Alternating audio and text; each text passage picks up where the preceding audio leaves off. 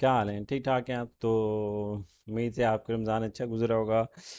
रोज़े हैं तो आज मैंने एक दफ़ा रिकॉर्ड किया है, 2 घंटे मैंने लगाए हैं, उसके बाद फिर से मसला आ गया। खैर, ये आज इस वीक के प्रोजेक्ट हैं हमारे पास। तो इसमें हमने क्या करना है, ये बॉल आगे जाएगी, विकेट्स को टच करेगी, बैज उड़ेंगे और उसके बाद टेक्स्ट आएगा आउट का। ठीक है, जो कि मैं आपको एक रेडी एनिमेशन दिखाता हूँ। ये हम बनाएंगे आज ऐसे। या लेट्स प्ले। ये बॉल इसको लगी है और ये आउट आ गया, और आउट को इस तरह करना है। फिर इसके बाद हम एक और सीन भी ऐड कर सकते हैं just for the start, practice करने के लिए। इसमें हमारे सारे जो कॉन्सेप्ट्स हैं, जो हमारे पाथ के कॉन्सेप्ट थे, जो हमारे रोटेशन, मोशन, एनिमेशन, जो भी हमारे सारे कॉन्सेप्ट्स थे, वो इस चीज़ में इम्प्लीमेंट हो रहे हैं। तो विदाउट फर्दर अड्यू हम स्टार्ट करते हैं बॉल से। बॉल हमने क्या करना है, यहाँ से लेके यहाँ पे टॉस करना है, और यहाँ पहले हर एनिमेशन आपने माइंड में एक किस्म की प्लान करनी है। अगर ज़्यादा लंबी एनिमेशन है तो उसको आपने नोट करना होता है, क्योंकि ह्यूमन माइंड बहुत जल्दी चीज़ें भूल जाता है। तो उसके लिए आपको हर चीज़ पहले से याद रखने के लिए आपने उसको नोट करना होता है। उसके बाद जाके उसको फिर जब आप इम्प्लीमेंट कर रहे होते हैं तो वहाँ पे आप स्लोली स्लोली उन चीज़ों को पिक करके दोबारा उसको इम्प्लीमेंट करते हैं। तो नोट करना इज़ रियली इम्पोर्टेंट कि आपसे कोई पॉइंट मिस ना हो जाए। और उसके बाद हमारे पास है कि क्या कहते हैं कि इसमें जो हम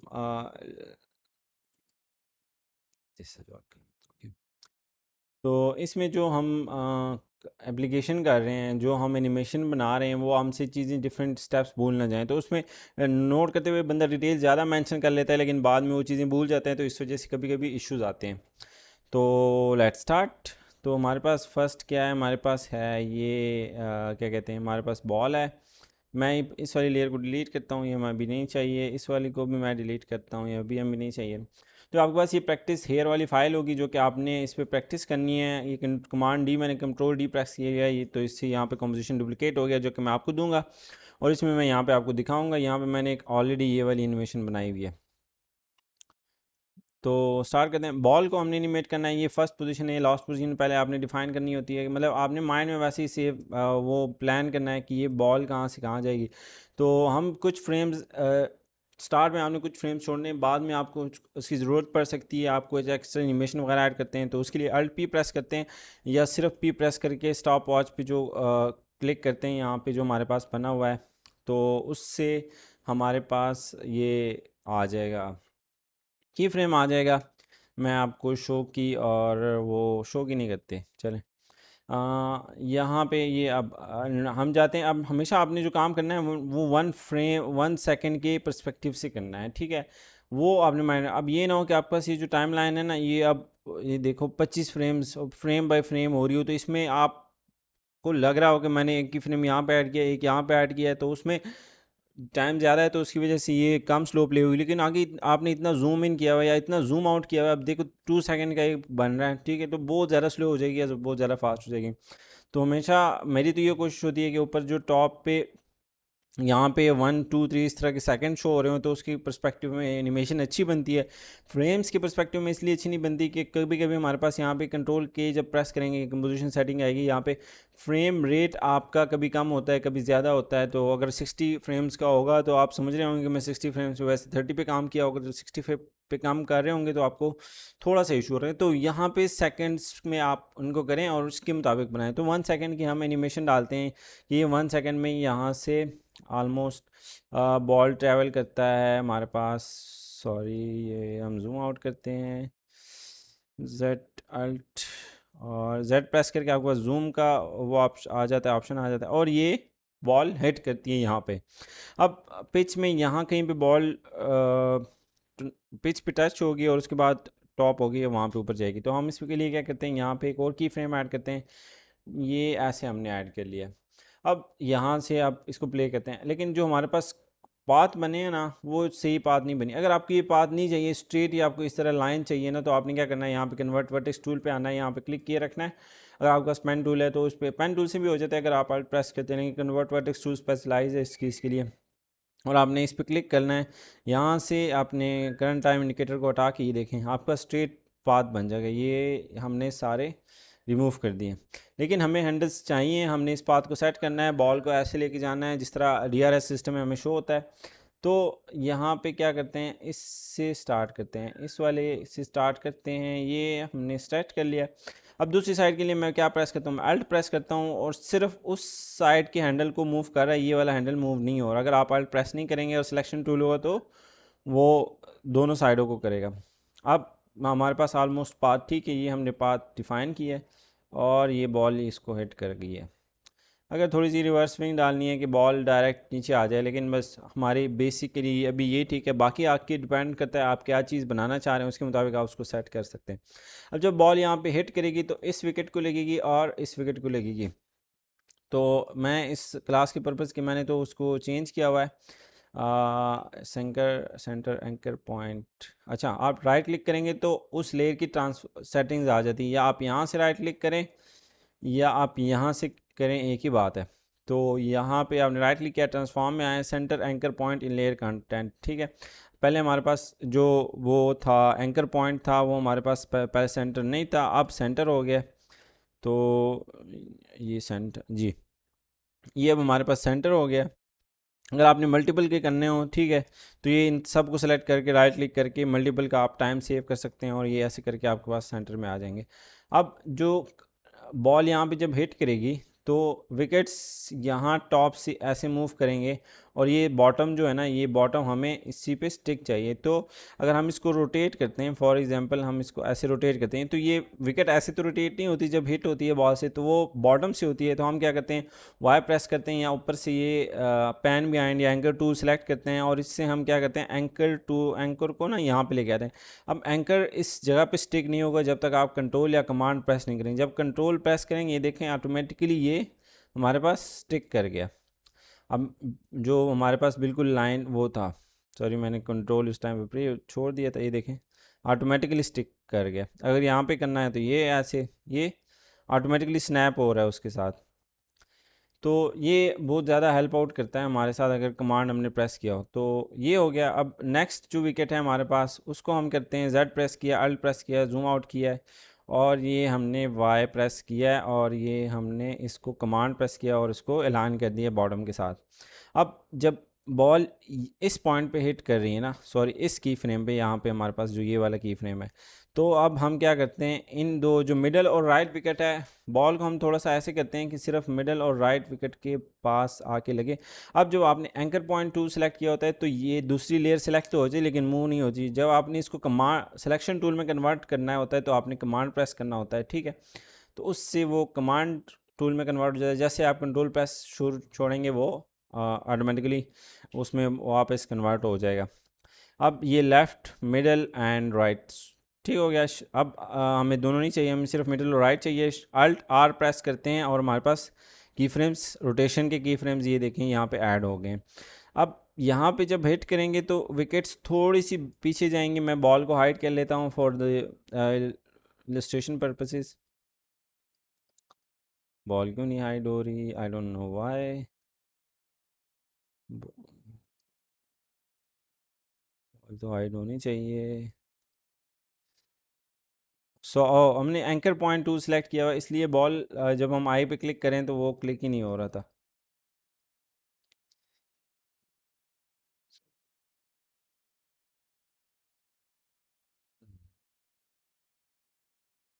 ये मेरे इस आफ्टर इफेक्ट्स वर्जन में कोई इशू है या क्या इशू है, हो तो जाना चाहिए। अच्छा, अब टॉप वाली जो लेयर है उसको मेरे हाल में ये हाइड नहीं कर रहे, तो उसको मैं बॉटम ले आता हूँ, थोड़ा सा नीचे ले आता हूँ और हाइड कर लेता हूँ। ये हाइड करने की ज़रूरत भी नहीं है इतनी हमें। यहाँ पे हमने रोटेशन के दो की फ्रेम ऐड किए हैं और इसको हम आगे जाते हैं। हमने 3-4 अगेन एक फ्रेम के बीच में आपने एनिमेशन करनी है। यहाँ पे 1 सेकेंड और यहाँ पे 2 सेकेंड शो हो रहे हैं और यहाँ पे हम आए थोड़ा सा ओवर शूट। जो मोशन का एनिमेशन प्रिंसिपल मैं आपको साथ साथ डिस्कस कर रहा हूँ। जो ये लेक्चर्स इतना काम, मतलब आपको टास्क छोटा लग रहा होगा स्टार्ट बिगिनर के लिए, मैं बहुत ज़्यादा कॉन्सेप्ट्स एक्सप्लेन कर रहा हूँ। इसमें मेन चीज़ हमारा ये मोटिव होता है कि आप लिसनिंग के थ्रू बहुत ज़्यादा कॉन्सेप्ट सीख लें जो कि आपके आपके 100 ऑफ आवर्स बचा सकता है, जो कि हमें स्टार्ट में आने चाहिए। तो आपने हर चीज़ को ध्यान से सुनना है, हर ऑडियो को सुनना है, फास्ट फॉरवर्ड नहीं करना और पूरे लेक्चर को सुनना है, तब जाके आपको चीज़ अच्छे से समझ आएगी। अगर आपने एक शॉर्टकट मिस कर दिया, आगे जाके वो आपके 100 ऑफ आवर्स बचा सकते हैं। मैं आपको लिटरली ये लिख दे सकता हूँ। तो ये आपके पास एक ऑप्शन आ गया। अब हम ये क्या करते हैं, राइट एंड मिडिल विकेट, इसको हम थोड़ा सा रोटेट करते हैं, ये हमारे पास रोटेट हो गया। अब मिडिल वाली इसको ज़्यादा रोटेट करते हैं क्योंकि बॉल डायरेक्ट उसको हिट हुई और दूसरे को थोड़ा कम। तो मिडिल वाली को राइट वाली को उधर ही रहते हैं और मिडिल वाली को हमने कर दिया है 11 आलमोस्ट। तो ये हमारे पास 11 हो गया और दूसरे हमारे पास 8 पे रह गया। अब मैं क्या चाह रहा हूँ कि ये हमारे पास विकेट थोड़ी पीछे आए और फिर वापस थोड़ी सी आ जाए, इसको हम कहते हैं ओवर शूट एनिमेशन प्रिंसिपल्स में। तो मैं इन दोनों को कॉपी करके पेस्ट करता हूँ, लेकिन जब मल्टीपल लेयर पे आप की फ्रेम सेलेक्ट करते हैं तो वो कॉपी नहीं होंगे, आपने सिंगल लेयर का की फ्रेम कॉपी करना है। सिंगल लेयर पे मल्टीपल की फ्रेम्स कॉपी हो सकते हैं, लेकिन मल्टीपल लेयर्स पे मल्टीपल की फ्रेम्स नहीं सिलेक्ट हो सकते। तो ये आपने सेलेक्ट किया और इधर पेस्ट कर दिया। अब देखें, अगर मैं इन सब को सिलेक्ट कर लेता हूँ ना और इसको कॉपी करना चाहूँ और पेस्ट करना चाहूँ तो ये उन्हीं लेयर्स को डुप्लीकेट कर लेता है, जो कि आगे कंट्रोल सी और कंट्रोल वी से हम लेयर्स को कॉपी और डुप्लीकेट कर सकते हैं। अब नेक्स्ट, अच्छा इसमें ये जो हमारे पास ये बनना हुआ है ना, इसको मैंने ऑलरेडी नेम किया हुआ है हर एक लेयर को, और लेयर को मैंने कलर किया हुआ है। बॉल को मैंने थोड़ी सा प्रोमिनेंट कलर दिया हुआ है। बाकी रेड बेल को मैंने वो क्या कहते हैं, आई थिंक ये स्पेलिंग ठीक है या नहीं है, जो भी है मेरे पास ये है। और रेड बेल को मैंने रेड कलर दिया, ब्लू को ये दिया, विकेट्स को ये, इस तरह, ताकि आपको इजी हो काम करने में। और हर एक लेयर को मैंने नेम किया है, जो कि बेस्ट प्रैक्टिस है, और आपको हमेशा अपने लेयर्स को नेम करना चाहिए और आगे जाके आपको बहुत हेल्प आउट हो सकता है, या अगर आप किसी को ये फ़ाइल भेजते हैं तो उसमें आपको बहुत ज़्यादा हेल्प हो सकती है। ये हमारे पास ये हो गया है। अच्छा, ये थोड़ा सा, अच्छा अब और शूट में क्या होता है, और शूट में हम विकेट को थोड़ा सा, एनिमेशन को थोड़ा आगे ले जाते हैं, या थोड़ा सा ज़्यादा रोटेट कर लेते हैं, थोड़ा सा ज़्यादा स्केल कर लेते हैं, और फिर जो हमें फाइनल पोजीशन चाहिए थी वो उस पर आ जाते हैं। तो हमने इसको 11 पे किया था, इसको मैं 15 करता हूँ, और इसको मैं क्या करता हूँ, इसको मैं ले आता हूँ 11 पे। तो अब देखते हैं ये, अब दोबारा वो अपनी पोजीशन पे यहाँ से वापस आ जाएंगे, जो हमें फाइनल पोजीशन हमें रिक्वायर्ड थी। तो ये हमारे पास हो गया। अब जैसी बॉल इसको लगती है, इसके बाद ये बॉल सीन से आउट हो जाएगी, मतलब बॉल इधर ऊपर चली जाएगी, क्योंकि बॉल फिर आगे चली जाती है, वो इधर रुकी तो नहीं होती। तो हम क्या करते हैं कि ये ऐसे लेके आते हैं और जूम इन करते हैं, अपने एरिया, अपना कंपोजिशन एरिया को थोड़ा सा ज़्यादा एरिया देते हैं और बॉल को आउट करते हैं। लेकिन जैसी बॉल हिट होगी तो ये बॉल की ये लाइन है, ये ऐसे लाइन बन रही है, ठीक है। हमने इसको बॉल को थोड़ा सा जंप देना है कि वो किसी चीज़ के साथ हिट हुई है।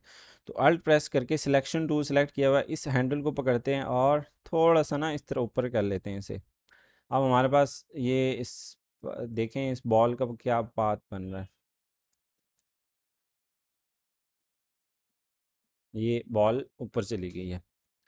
अब इसके बाद हमने क्या करना है, विकेट्स भी हो गई हैं और हमारे पास जो है बॉल भी हो गए हैं, तो हमारे पास आते हैं बेल्स। बेल, जब ये विकेट को बॉल हिट करेगी तो बेल उड़ के ना यहाँ पे साइड पे आ जाएगा। तो हमें क्या चाहिए, यहाँ पे हम, यहाँ से बेल उड़ेगा, जैसे ही वो टच करेगा विकेट उसको, तो हम यहाँ पे क्या करते हैं, पोजीशन पी प्रेस करते हैं और पोजीशन की फ्रेम ऐड करते हैं, या अल्ट पी प्रेस करते हैं तो उससे भी ऐड हो जाएगा। और हम क्या कहते हैं कि हमारे पास बेल समथिंग अराउंड इधर आ जाए, ये यहाँ पे। अब यहाँ पे आने के लिए एक तो हमें थोड़ा सा इसको टाइम मैं ज़्यादा देता हूँ, ये तकरीबन हाफ सेकंड मैंने दे दिया। अब ये ऐसे उड़ के जाएगा, और हमेशा बेल्स बैकवर्ड की तरफ जाते हैं, फ्रंट की तरफ भी आते हैं, लेकिन बॉल फ्रंट से हिट हुई है तो बैकवर्ड की तरफ जाएंगे। अब हम 2D में हैं, तो अच्छा पहले मैं इसका पाथ सेट करता हूँ, ये मैंने इसको उड़ेंगे और जाके आगे कर्व बनाएंगे। तो ये हमारे पास कर्व बन गई है। अब जो हमारे पास वो है, बेल है, ये अगर स्केल डाउन हो तो डेप्थ शो होगी, क्योंकि जो चीज़ दूर जा रही होती है उसको हम स्केल, वो हमसे हमें छोटी नज़र आ रही होती है, जो हमारे पास आ रही होती है वो बड़ी स्केल अप हो रही होती है। Shift alt alt S press करते हैं और हम एक की फ्रेम ऐड करते हैं, जो बाय डिफ़ॉल्ट हमें चाहिए था वो हमने अपनी पोजीशन पे, जो हमारा प्रीवियस पोजीशन थी उस पे ले गए। और यहाँ पे हम इसको क्या करते हैं, इसको कहते हैं कि आप हो जाओ 60। ये हमारे पास बेल की एनिमेशन बन गई है। अब इसमें क्या मसला है, इसमें ये मसला है कि हमारे पास रोटेशन अप्लाई नहीं हुई। अब सेम हम करते हैं, अल्ट आर प्रेस करते हैं, रोटेशन। और यहाँ पे आते हैं, यहाँ पे फाइनली एक रोटेशन कंप्लीट कर रहा होगा ऑलमोस्ट। हम इसको कहते हैं कि आपने एक रोटेशन कंप्लीट करना है। पहले मैं डिस्कस कर चुका हूँ। यहाँ से एक फुल रोटेशन जो हमारी होती है ना, एक वो हम डिफाइन करते हैं। और जो ये नेक्स्ट है ना हमारे पास, ये हमारे पास एक एंगल को फॉर एग्जांपल 30 डिग्री 60 डिग्री उसको रिप्रेजेंट कर रहा होता है। अब आप कह रहे हैं ना कि 1 फुल रोटेशन प्लस 30, तो आप 1 इंटर करेंगे और 30 डिग्री एंटर करेंगे तो 390 डिग्री का एंगल बनेगा ऑलमोस्ट। तो 1 में प्रेस करता हूँ, मैं चाहता हूँ कि ये ऑलमोस्ट ये ऐसे ये देखें, और ये अपनी पोजीशन पे दोबारा वापस आ गया। और इसके बाद अब मैं चाह रहा हूँ कि ये बेल जो है ना, ये थोड़े से मतलब ज़मीन पे टच हो के एक और वो लाइक जिस तरह एक टप्पा सा मारे, तो हम इसको ऐसे भी कर सकते हैं। और थोड़ी सी और स्केल, थोड़ा सा इसका स्केल और कम करते हैं, 55 करते हैं, और इसको हम 180 डिग्री और रोटेट कर लेते हैं। अच्छा, रोटेशन में ना इम्पोर्टेंट चीज़ ये है कि आपके पास कितनी फ्रेम्स पे ये रोटेशन चल रही है। फॉर एग्जांपल हम यहाँ से ये देखें, 1 मिनट सॉरी 1 सेकंड 12 फ्रेम पे हैं, और यहाँ पे हमारे पास 1 सेकंड 24 फ्रेम्स हो गए। तो हमारे पास टोटल 14 फ्रेम्स बन रहे हैं इस रोटेशन को एनिमेट करने के लिए। फॉर एग्जांपल ये 10 बन रहे हैं, तो अगर आपने फुल रोटेशन दे दी है ना 360 डिवाइड बाई 10, तो हमारे पास 36 डिग्रीज बन रहे हैं। तो हर 1 सेकंड में वो 36 डिग्री रोटेट हो रहा होगा। ये देखें, ये बेल जो है ना, ये 36 डिग्री रोटेट हो रहा होगा, और तब जाके वो कंप्लीट होगा। और अगर आपने फॉर एग्जांपल आपके पास हैं 10 फ्रेम्स, और अगर आपने उसको दे दिए 1 फुल राउंड, सॉरी 10 राउंड्स, ठीक है, तो वो बिल्कुल शो ही नहीं होंगे, वो रोटेशन बिल्कुल शो ही नहीं होगी आपके पास, क्योंकि वो जब वो फ्रेम एंड हो रहा है तो उसकी एनिमेशन दोबारा उस जगह पे पहुंची होती है। फॉर एग्जांपल आपने कहा है कि यहाँ से स्टार्ट होके आप ऐसे राउंड लगाएं 1 फ्रेम में, एक पूरा फ्रेम है ना, तो ये यहाँ से आपने स्टार्ट किया है, ये फुल फ्रेम आ गया। अब फ्रेम के बीच में वाला तो नहीं नज़र आना, अगर आप फ्रेम बढ़ाएंगे फिर जाके नज़र आएगा, लेकिन उस फ्रेम में तो जो है वो एक फुल राउंड शो करेगा। वो जब आप सेकंड फ्रेम पे आएंगे वो दोबारा उधर पहुंचा होगा, तो रोटेशन शो ही नहीं होगी। इसलिए आप कम से कम पॉसिबल रोटेशन अप्लाई किया करें। ये हमारे पास बेल की एनिमेशन हो गया। सेम हम इस वाले बेल को उठाते हैं, और यहाँ पे अगर जब रेड बेल को प्रेस हो रहा है तो अल्ट पी और अल्ट आर और अल्ट एस प्रेस करते हैं। ये हमने सेपरेट डायमेंशन में क्यों किया हुआ है, इसको हम हटा देते हैं। ये हमारे पास दूसरे बेल पे एनिमेशन हमने अब स्टार्ट करनी है, तो मैं इस एरिया को जूम इन करता हूँ, और ये हमारे पास ये वाली एनिमेशन आ गई है। अब हमारे पास इसके अब इसमें एक और सीन भी है। अगर आपके पास ऐसा पाथ बनना है ना, कभी कभी न्यू बिगिनर्स क्या करते हैं कि ऐसे एक और की फ्रेम ऐड करते हैं, यहाँ से कन्वर्ट टेक्स्ट वर्टेक्स टूल उठाएंगे, और यहाँ पे हैंडल्स ऐड करेंगे और ऐसे बना लेंगे। इसमें मसला ये है कि आपके की फ्रेम्स कांस्टेंट नहीं रहते। ये देखें, यहाँ पे आपको नज़र आ रहा होगा, ये देखें, मतलब यहाँ पे अब ये एंगल भी स्ट्रेट नहीं आ रहा। तो आपने अगर कम से कम की फ्रेम से आपने काम लेना है, जितने आपके पास कम की फ्रेम हो उसने अच्छा है। तो मैं क्या करता हूँ, यहाँ से इसको पकड़ता हूँ, और ये हमारे पास एंगल बन गया इसका। और अगेन सेम यहाँ से भी, तो ये हमारे पास ये बन गया। अगेन यहाँ पे जब हमने फार अवे शो करना है इसको, तो हमने इसके स्केल को कम करना है। मैं इसको 60 कर देता हूँ, और रोटेशन मैं इस पे 1 फुल रोटेशन, जिस तरह मैंने एक्सप्लेन किया है, 1 फुल रोटेशन ऐड किया है। और इसको एक और हमने एक्स्ट्रा ऐड किया है। हम्म, तो हमारे पास ये हो गया है। अच्छा, अब मैंने सिलेक्शन टूल से मैं इसको कर रहा हूँ, वर्टेक्स टूल नहीं है, तो आपने अल्ट प्रेस किए रखना है इसके लिए। तो इसके लिए मैं ये ऐड कर लेता हूँ स्केल में, दोबारा अगेन वही जो हमारे पास ऊपर वाली वैल्यूज़ बन रही हैं, और मैं यहाँ पे इसको 180 एक और रोटेशन दे देता हूँ। ये देखें, हमारे पास ये 1 हो गया पहले वाली की फ्रेम का, और ये अब हमारे पास दोबारा 180 पे आ गया। ये हमारे पास एक फुल रोटेशन हो गई। ये एंगल 0 है, इसलिए है कि ये अब 205 ये इस तरह बढ़ रहा होगा, और फिर जाके ये देखें एनिमेशन प्ले नहीं हो रही, तो वो फुल उस पे पहुंच जाएगा। अब ये दोबारा हमने वो ऐड कर दिया। मैं फिट करता हूँ, यहाँ से क्लिक करके फिट टू जो हमारा स्क्रीन है वो एरिया, उसको ये प्ले करते हैं हम इसको। ये हमारे पास ओके। अब इसमें आप एक और भी ऐड कर सकते हैं छोटा सा, अगर आप चाहते हैं कि थोड़ी डिटेल एनिमेशन हो जाए तो उसमें हम क्या कर सकते हैं कि इसको ना थोड़ा सा और इस तरह कर लिया हमने, और इस वाले पे हमने जी प्रेस करके हमने डायरेक्ट जो वर्टेक्स टूल है ना उसको ही सिलेक्ट कर लिया है, तो ऐसे कर लिया है और इसको दोबारा से सेट किया है।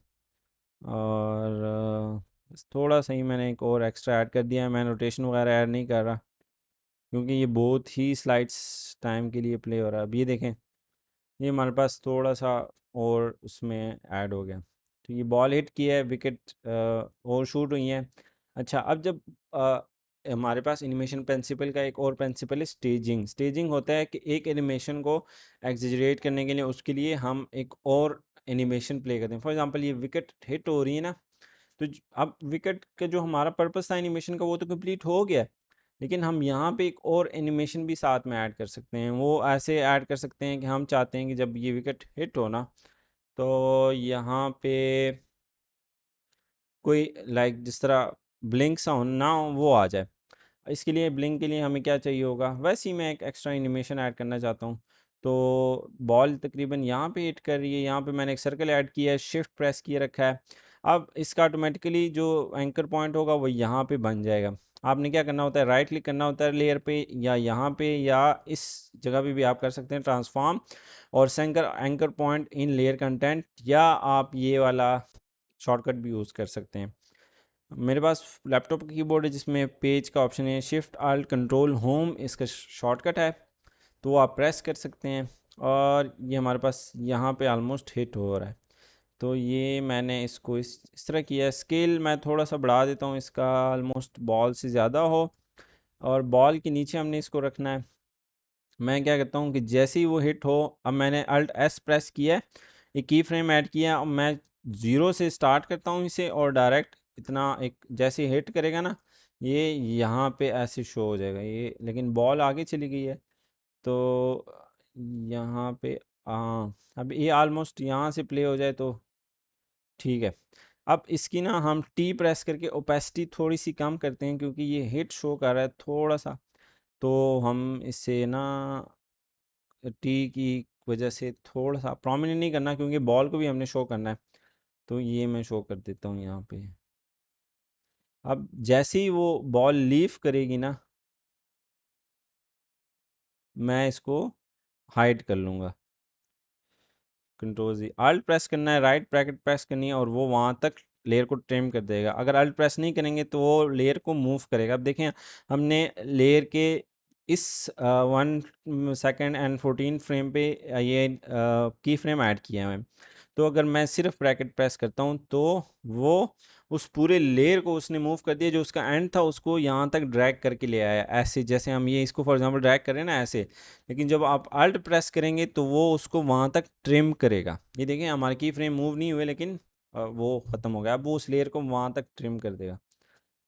जूम आउट करते हैं, यहाँ तक आते हैं। अब इसमें हम क्रैक की भी एनिमेशन प्ले कर सकते हैं, तो वो मैं वैसे ही आपको एक प्रिंसिपल समझा रहा था। अब ये थोड़ी सी लाइक नज़र नहीं आ रही, लेकिन वो एक चीज़ शो हो रही है। एक हम और हमारे पास जो इसमें एनिमेशन प्रिंसिपल हमने अप्लाई किया है कि जो भी चीज़ नेचुरली मूव कर रही हो ना, वो स्ट्रेट लाइन में मूव नहीं कर रही होती, वो कर्व पे मूव कर रही होती है। ये सारी कंसेप्ट जो एनिमेशन प्रिंसिपल के, ये लास्ट में हम कंबाइनली डिस्कस कर लेंगे। नहीं, मैंने आपको एक एक चीज़ इसलिए बता रहा हूँ कि आपके माइंड में ये सेव हो, फिर जब फुल एक ट्यूटोरियल में आप प्रोजेक्ट में इंप्लीमेंट करेंगे तो आपको बहुत ज़्यादा मज़ा आएगा। अच्छा, अब ये जो बॉल मूव हो रही है तो हमने फिजिकली इसको किया है, लेकिन अब यहाँ पे फॉर एग्जांपल ये बेल मूव हो रहे हैं ना यहाँ से यहाँ तक। अगर अगर अगर अगर हम इसको ना ये कन्वर्ट वर्टेक्स टूल से ना ये पाथ बिल्कुल स्ट्रेट कर देना, तो आप देखना इसकी एनिमेशन को, ये देखें awkward सी लग रही है ना। तो जब ये सॉरी, आप लोगों ने सही देखी नहीं है। ये मैं हिट करता हूँ। अब वो थोड़ी सी ना रोबोटिक स्टाइल की लग रही। अब रेड को और उसको कंपेयर करें आप, क्योंकि वो कर्व में मूव नहीं हो रही, और वो जो दूसरी है ब्लू सॉरी रेड वाली, वो ज़्यादा अच्छी लग रही है। तो इसलिए हम इसको कर्व में हर चीज़ को कर्व में अनटिल एंड अनलेस आपको रिक्वायर्ड हो कि आप वो चीज़ स्ट्रेट उसमें मूव करें, तब तक आपने उसको स्ट्रेट में नहीं मूव करना, आपने कर्व में मूव करना है। तो ये एनिमेशन प्रिंसिपल जो मैं डिस्कस कर रहा हूँ, ये डिज्नी एनिमेशन प्रिंसिपल्स, आप यूट्यूब पे सर्च करें आपके पास वीडियो आएगी। लेकिन ये मोशन ग्राफिक्स में इसकी छोटी छोटी एप्लीकेशंस हैं। और ये जो मैंने विकेट को मैंने थोड़ा सा आगे लेके आया और वापस लेके आया, इसको हम ओवर शूट के एग्जीजरेशन कहते हैं। अब ये मैं दोबारा चेक करूँगा। स्टेजिंग भी होगी हमारे पास और वो भी हो गया। अब हम आते हैं थोड़ा सा इसको ना और मज़े का बनाने के। अब बॉल बहुत ज़्यादा स्पीड से जा रही होती, लेकिन बेल आपने देखें जैसे ही हवा में थोड़े से ऊपर जाते हैं ना, हर एक चीज़ जो प्रोजेक्टाइल मोशन में हो या थोड़ी सी हमने ऊपर फेंकनी हो, उसमें क्या होता है, वो जब टॉप पे जाती है थोड़ी देर के लिए रुक जाती है, फिर तेज़ आती है। इसके लिए हमारे पास जो ये रेड बेल है, इस पे हम वो वाली टेक्निक अप्लाई करते हैं। आपने इन सब की फ्रेम्स को सिलेक्ट करना है, ठीक है। और यहाँ पे आपने क्या करना है, F9 प्रेस करना है। मेरे पास इसके लिए फंक्शन का की है, इसलिए मैं आपके पास ये पिंक्स वो आ रहा है। अब जैसे मैं F9 प्रेस करूँगा, आपने इन की फ्रेम्स को देखना है, ये सारे कन्वर्ट हो जाएंगे इसमें, ठीक है। अब F9 की जगह आप इसको राइट क्लिक करके की फ्रेम इंटरपोलेशन, और यहाँ से ये अभी लीनियर है, बेजियर पे भी क्लिक करेंगे ना तो भी आपके पास वही ऑप्शन आ जाएगा। जैसे आप इसको कन्वर्ट करेंगे आपके पास ये ग्राफ बन जाएगा, जो ये ग्राफ है। अब मैंने सारे सिलेक्ट किए हुए हैं, तो इसमें हम क्या करते हैं, एक को सिलेक्ट करते हैं। जो पोजीशन है ना, पोजीशन की एक्स और वाई वैल्यूज़ कनेक्टेड होती हैं, दोनों डायमेंशंस कनेक्टेड होती हैं। उसको हम सेपरेट भी कर सकते हैं। राइट क्लिक करते हैं इस पर और सेपरेट डायमेंशन करते हैं। तो इससे क्या होता है कि एक्स अपनी मर्ज़ी से जा रहा होता है और वाई अपनी मर्ज़ी से जा रहा होता है। इसमें हमने सिर्फ और सिर्फ हमने डिस्कस करना है। इसमें अब दो तरह की ग्राफ हैं, एक स्पीड ग्राफ है और एक वैल्यू ग्राफ है।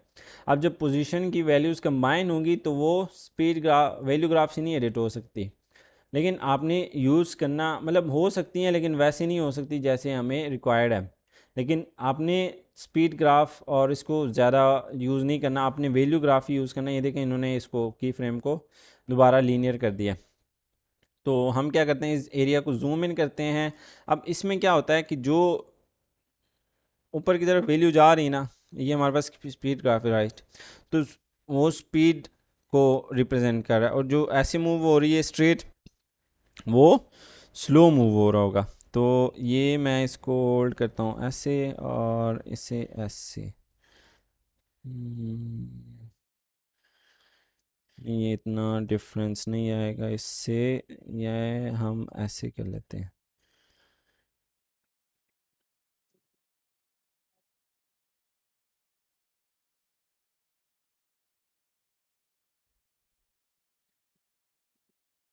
अब स्टार्ट में मुझे चाहिए कि वो बहुत ही जल्दी बेल विकेट से ऊपर चले जाए और फिर स्लो आए। लेकिन हमारे पास अब यहाँ पे ना वो कंट्रोल्स बहुत कम हैं, इसलिए हम जाते हैं उसको क्या कहते हैं, स्पीड ग्राफ में जाते हैं, सेपरेट डायमेंशन करते हैं, वैल्यू ग्राफ में जाते हैं, सॉरी। अब एक्स पोजीशन पे आते हैं। लेकिन एक्स पोजीशन आप यहाँ पे हमारे पास एक और मसला इसमें ये आता है कि जब आप इसके वैल्यू ग्राफ में आते हैं ना, तो ये वैल्यू को भी चेंज करना शुरू हो जाएगा। तो जब वैल्यू चेंज होगा तो आप ऊपर देखें वो पाथ उसका चेंज हो रहा है, जो हमने पहले से डिफ़ाइन किया हुआ है ना, वो भी चेंज हो रहा होता है साथ में। तो वो हमने नहीं करना होता, ठीक है। इसलिए इस पे सिंपल ईजिंग ही अप्लाई करते हैं अभी के लिए, और बाद में जाके हम इसको डिस्कस करेंगे कि कैसे हम इन दोनों को कनेक्ट करके एक प्रॉपर वो बना सकते हैं। रोटेशन अब सिंगल वैल्यू है, तो इसको आप देखें, अगर हम इस पे ना वैल्यू ग्राफ पे आते हैं और यहाँ पे रोटेशन लीनियर क्या है, ये क्या सीन है, नहीं लीनियर नहीं है।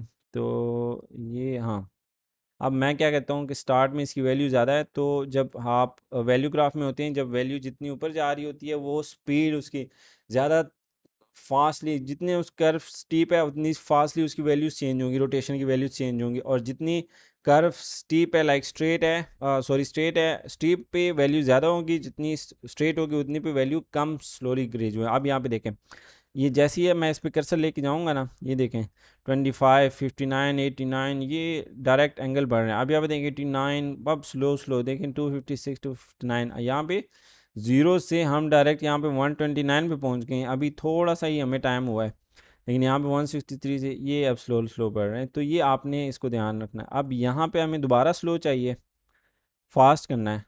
ज़मीन से ऊपर गया है, फास्ट हुआ है, स्लो हुआ है, ये ऊपर गया है, स्लो हुआ है, ऊपर हवा में थोड़ी देर के लिए रुकेगा और फिर फास्ट आएगा। ये ऐसे कर लेते हैं।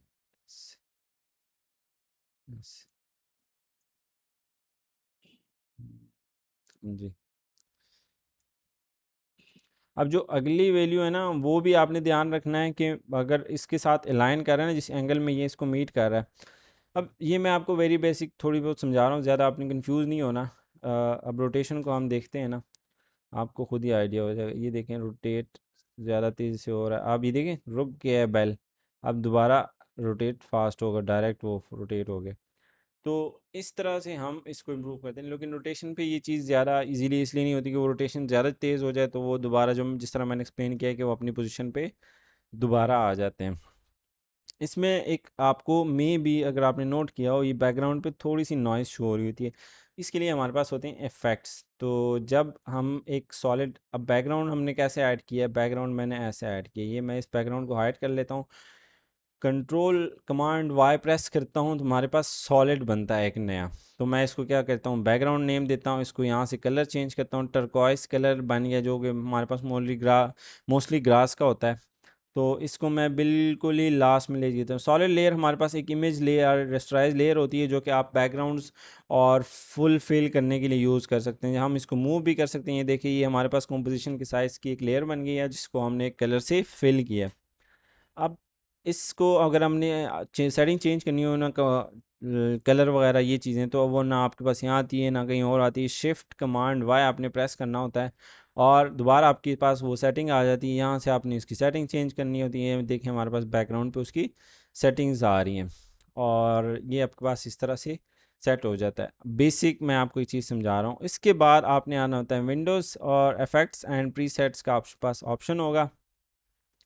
ये मेरे पास यहाँ पे शो हो रहा है और आपके पास यहाँ पे आना चाहिए। ये देखें, इफेक्ट्स एंड प्रीसेट, अगर आपके पास नहीं शो हो रहा तो ये क्लिक करें, यहाँ पे आ जाएगा कहीं पे, और यहाँ पे आप इंटर करेंगे नॉइज़।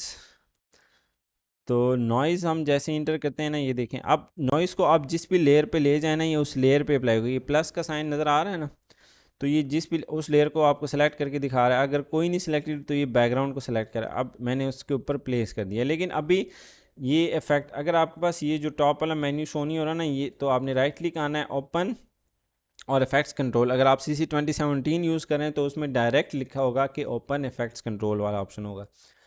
तो ये आपके पास इफेक्ट वाला ऑप्शन आ गया, नॉइज़। और अब हम इसका नॉइज़ बढ़ाते हैं, तो ये देखें कितना ज़्यादा नॉइज़ आ गया।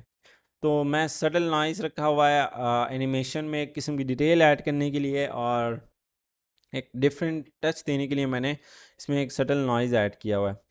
तो आप चीज़ें, ये इफ़ेक्ट्स यहाँ पे ऐसे ऐड होते हैं। मैं अभी सिंपल समझा रहा हूँ, बाकी हम इफ़ेक्ट्स में थोड़ा सा इसको और एक्सप्लोर करेंगे।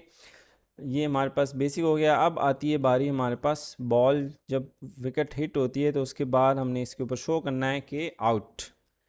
तो ये मैं टेक्स्ट सेलेक्ट करता हूँ, यहाँ पे मैं क्या करता हूँ, यहाँ पे मैं आउट लिख लेता हूँ। आउट लिख लिया तो यहाँ पे आपके पास करेक्टर की सेटिंग ओपन हो जाएगी। अगर नहीं हुई तो विंडोज़ करेक्टर में आए, यहाँ पे आपके पास ये मेन्यू आ जाएगा और यहाँ से आप टेक्स्ट का साइज़ चेंज कर सकते हैं। जो टेक्स्ट फ़ॉन्ट साइज़ है, जो लेयर का साइज़ है, वो यहाँ से चेंज होगा, जो फ़ॉन्ट का साइज़ है वो यहाँ से चेंज होगा। आपने इस पर राइट क्लिक करना है, क्रिएट शेप्स फ्रॉम टेक्स्ट का या डायरेक्ट ऑप्शन आ रहा होगा या सिर्फ क्रिएट का मेन्यू के सामने इस तरह कर्सर बना होगा, तो आपने उस पर क्लिक करना है। तो ये क्या करेगा कि टेक्स्ट वाली लेयर को हाइड करके हमारे पास इसको शेप्स में कन्वर्ट कर लिया। पहले जब हम इसको डबल क्लिक करते तो ये टेक्स्ट एडिटेबल हो जाता था। अब जब हम इसको डबल क्लिक करते हैं तो ये एक न्यू लेयर विंडो में ओपन होना चाहिए, लेकिन ये नहीं हो रहा। ये आप बस शेप लेयर है तो वो नहीं होता। अच्छा, अब हमने इसको एनिमेट करना है। हमारे पास अब जब आपने टेक्स्ट वाला था ना, उसमें यहाँ पे टेक्स्ट आ रहा था, लेकिन इसमें यहाँ पे देखें ये कंटेंट वाला ऑप्शन आ रहा है। तो कंटेंट को में जाके आपके पास OUT 3 लेयर बनी होंगी। अब हमने इन तीनों को सेपरेटली एनिमेट करना है। मैं चाह रहा हूँ कि O इस साइड से आए, U टॉप से आए और T लेफ्ट राइट साइड से आए। तो हमने क्या करना है, इस पे पोजीशन रोटेशन। अब जो हमारे पास लेयर की ट्रांसफॉर्म वैल्यूज़ हैं वो यहाँ पे हैं इसमें। लेकिन जो आपके पास ओ की ट्रांसफॉर्म वैल्यूज़ हैं, आप सेपरेटली हर एक लेयर, जो लेयर के अंदर भी कंटेंट है ना, उसके लिए भी आपके पास कंट्रोल है कि आप उस पर डिफरेंट वो बना। अब उसकी जो सेटिंग है ना वो यहाँ से है। तो इस पे हम ट्रांसफॉर्म पे क्या करते हैं कि जैसे ही वो आउट होता है ना, बेल्स गिरती हैं, बेल्स की एनिमेशन कंप्लीट होती है, तो हमने आउट को शो करना है। पोजीशन पे मैं क्लिक करता हूँ, साथ पे हमने रोटेशन और स्केल पे करना है। अब अगर आप यहाँ पे अल्ट क्लिक करेंगे तो यहाँ पे कोड ऐड हो जाएगा, इसने डरना नहीं है। आपने सिंपली इस कोड पे क्लिक करना है, बैक स्पेस करना है और रिमूव कर देना है। वो हम बाद में डिस्कस करते हैं कि ये हमने डिफरेंट लेयर्स को कनेक्ट करने के लिए और कोडिंग होती है आफ्टर इफेक्ट्स में, तो वो यूज़ करनी है। अल्ट लेफ्ट ब्रैकेट प्रेस किए तो इसको यहाँ पे मैंने ट्रिम किया है कि आगे इससे पहले शो ना हो हमारे पास, यहाँ तक शो हो। और ये ओ वाली सेटिंग ख़त्म हो गई। अब यू में दोबारा आते हैं, यू में हम ट्रांसफॉर्म में जाते हैं और यहाँ पे हमने क्या किया है, ये तो स्क्यू पे मैंने वो ऐड कर दिया, स्केल, पोजीशन और रोटेशन की मैंने की फ्रेम्स ऐड कर दी हैं आपको। इसके बाद मैं दोबारा आता हूँ, इसको ऊपर ले जाता हूँ, सेटिंग्स को मैं थोड़ा सा हाइड कर लेता हूँ। अब टी की सेटिंग पे आते हैं। टी की सेटिंग में आप भी देखें, ट्रांसफॉर्म के आगे टी लिखा होगा, जो लेयर की ट्रांसफॉर्म वैल्यूज़ है ना उसके आगे टी नहीं लिखा हुआ, वो फुल लेयर के हैं। तो ट्रांसफॉर्म टी पे आना है आपने और यहाँ से आपने रोटेशन, स्केल और पोजीशन पे 3 की फ्रेम ऐड कर देने। अब इन सब से बचने के लिए आपने इस लेयर को सिलेक्ट करना है और यू प्रेस कर देना है, जो इसमें जितने भी की फ्रेम्स हैं वो आपके पास दोबारा लिस्ट हो जाएंगे। ये अब आपके पास वो की फ्रेम आ गए। अब जो हमारी इस की फाइनल जो हमें एनिमेशन चाहिए, एनिमेशन जब कंप्लीट होगी, जो आउट लिखा हुआ आएगा वो इस तरह आएगा। तो इसलिए हमने इस सेटिंग को प्रिजर्व करने के लिए ये एनिमेशन रख ली और इन की फ्रेम्स को सिलेक्ट किया और हम इसे आगे ले गए। अगेन मैं 1 सेकंड की उसमें नहीं हूँ, तो मैं थोड़ा सा जूम आउट आता हूँ तो मुझे ज़्यादा आइडिया होगा कि ये एनिमेशन कैसे प्ले होगी। अब ये 1 सेकंड यहाँ से यहाँ तक बना है, मैं इतना जूम इन था कि आइडिया नहीं हो रहा था कि ये क्या हो रहा है। तो मैं अगेन जूम आउट हो जाता हूँ और ये यहाँ पे आते हैं। अब हमने थोड़ी सी तकरीबन 4 फ्रेम्स की चेंजेस की थी और मुझे लग रहा है कि पता नहीं मैंने कितना उसको दूर कर दिया था। तो आपने 1 सेकंड के रेफरेंस से ये एनिमेशन पे काम करना होता है। अब पोजीशन, ओ की पोजीशन पे आते हैं, ओ को सिलेक्ट करते हैं और ओ को बाहर ले जाते हैं। ओ को थोड़ा सा हम रोटेट करते हैं कि वो जब ओ इंटर हो रहा हो। अच्छा, अब जो आपके पास लेयर के ना वो है एंकर पॉइंट है, वो ये है आपके पास। लेकिन इंडिविजुअली हर एक ट्रांसफॉर्म का ना आपके पास एंकर पॉइंट अलग होगा। ये जो है हमारे पास, तो इसका जो हमारे पास ट्रांसफॉर्म एंकर बना, ये देखें ये बन रहा है। तो जब मैं इसको रोटेट कर रहा हूँ तो ये देखें, जब मैं रोटेट कर रहा हूँ तो इसको बजाय इसके कि उधर ही रोटेट हो जाता ओ, ये हमारे पास कंपोजिशन में एंटर हो रहा है क्योंकि वो इस एंकर पॉइंट के रेफरेंस से रोटेट हो रहा है। तो इससे अब हम ऑलरेडी पोजीशन को एनिमेट कर चुके हैं, हमारे पास माइंड में नहीं था कि ये हमने याद नहीं किया, तो इसलिए हमें दोबारा से अब उसको थोड़ा, लेकिन अब मैं क्या करता हूँ कि 70 के एंगल से ये आए और ये वहाँ पे एनिमेट हो जाए। और स्केल में थोड़ा सा, जिस तरह डेप्थ को हमने पहले शो किया, डेप्थ जब चीज़ दूर होती है करीब आती है तो इसका मतलब ये होता है कि आपके पास वो चीज़ पास आ रही है। थोड़ी सी डेप्थ को शो करते हैं, 2D में डेप्थ को शो करने के लिए हम स्केल यूज़ करते हैं। स्केल यूज़ करने के लिए हम इसको लेके जाते हैं ऑलमोस्ट 70 पे, या गुड टू गो। तो 70 पे ले गया हूँ, तो ये देखें, ये आप अपनी पोजीशन पे आ गया। इसके बाद हमारे पास ये आगे यू यू पे आते हैं। तो यू को हम पहले पोजीशन, अब पहले आपने कोई की फ्रेम एनिमेट करने से पहले आपने इस ध्यान में रखना, जिस तरह हमने ओ में गलती की है, आपने दोबारा गलती नहीं करनी। आपने की फ्रेम को सेट करना है। ये देखिए छोटा सा की फ्रेम नज़र आ रहा है आपको, इसको आपने मिडल ऑफ दी उसमें ले जाना है। अगर आपको एनिमेशन थोड़ी सी उस तरह की चाहिए, अगर नहीं चाहिए आपको की फ्रेम यहाँ पर रिक्वायर्ड है तो आप वहाँ से करें। अब जबकि एंकर पॉइंट सेलेक्ट हुआ है और मैं इसको मूव कर रहा हूँ तो ये मूव हो रहा है, लेकिन अगर नहीं हो रहा हो तो कंट्रोल से प्रेस करें तो ये ऑटोमेटिकली सिलेक्शन टूल पे चला जाएगा। इसको हम स्केल अगेन 70 करते हैं जिस तरह हमने पिछले में किया है, और इसका एंगल 67, पिछले में भी 60 है, इसमें भी 67 ऐड कर दिया। ठीक हो गया। और ये हमारे पास इसकी यू की एनिमेशन बन गई है। यू हमारे साथ थोड़ा सा आगे निकल गया है। इसको देखते हैं ये वाई दैट। अच्छा, मैंने दोनों को हो जब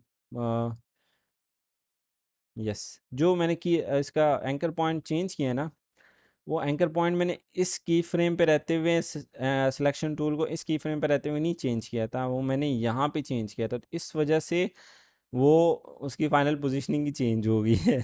अब करते हैं एनिमेट। अब मैंने उस की फ्रेम पे रहते हुए, क्योंकि ऑलरेडी पोजीशन पे की फ्रेम ऐड हुआ है, इसलिए अब इसको एनिमेट करते हैं। अब देखें तो ये अपनी जगह पे आएगा, ये आ गया, ये हो गया। अब स्केल अगेन 60 और 70 और 67 एंगल या 70 एंगल है, ठीक है। और इसको पोजीशन जो हमारे पास टी है, इसको हम आउट ऑफ द सीन लेके जाते हैं अगेन।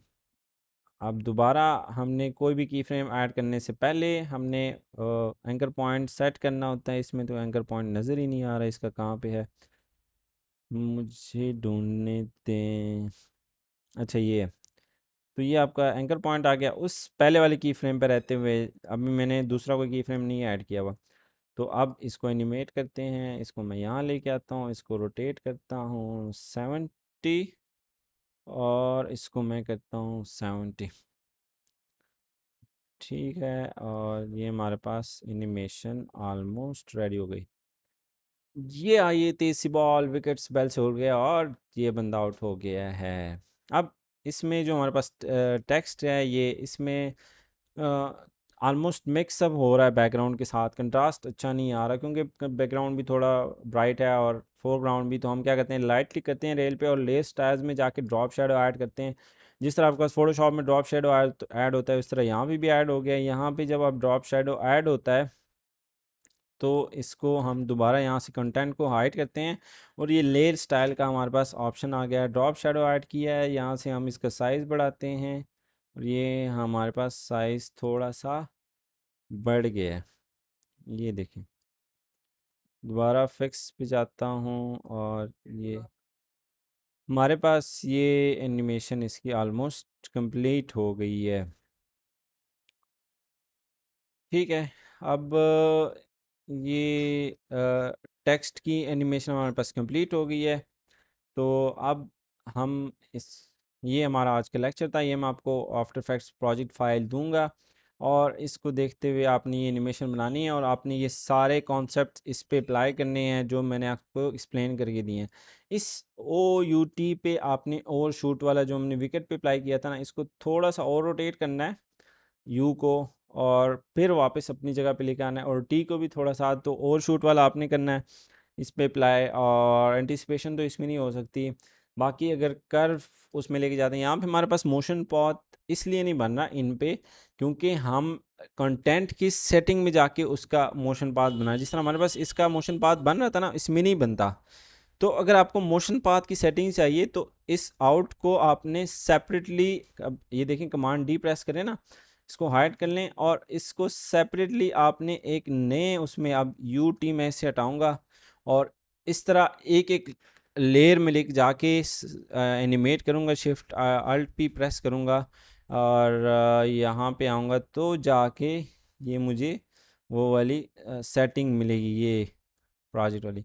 तो ये चीज़ें आपने माइंड में रखनी होती हैं और इस तरह हम एनिमेशन बनाते हैं।